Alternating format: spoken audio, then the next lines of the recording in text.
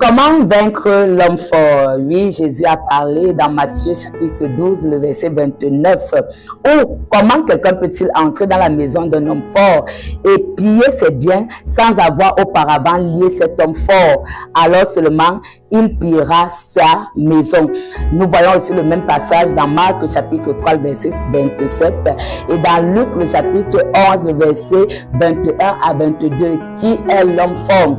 L'homme fort, c'est l'ennemi, l'homme fort, c'est Satan. Et lorsqu'on parle de l'homme fort, très souvent, c'est cette entité maléfique, diabolique, qui se lève pour attaquer ta santé, pour attaquer tes finances, pour t'empêcher de te marier, pour t'empêcher de voyager, pour t'empêcher de prospérer, pour t'empêcher d'aller au bout de tes projets, pour t'empêcher de trouver du travail. Oui, le but ou alors le rôle de l'homme fort dans la vie de tout être humain, c'est l'empêcher d'avancer dans sa destinée, c'est l'empêcher d'accomplir des grandes choses.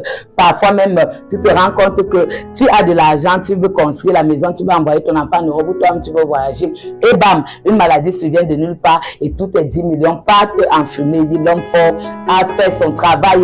Aujourd'hui, je voudrais te dire que Jésus-Christ est venu comme l'homme plus fort que l'homme fort pour renverser et détruire l'homme fort. Et si tu as constaté dans ta vie qu'il y a des blocages, il y a la limitation, il y a la stagnation, il y a des problèmes à n'en plus finir, ton mariage bat de l'aile où tu ne parviens pas à te marier, je voudrais te dire peut-être que l'homme fort a fait son quartier général dans ta maison. Tu peux, voilà, nous joindre dans ce moment de prière dénommé, voilà, prière de vainqueur tous les matins de 5h30 à 7h de lundi à vendredi. À coup sûr, tu seras délivré.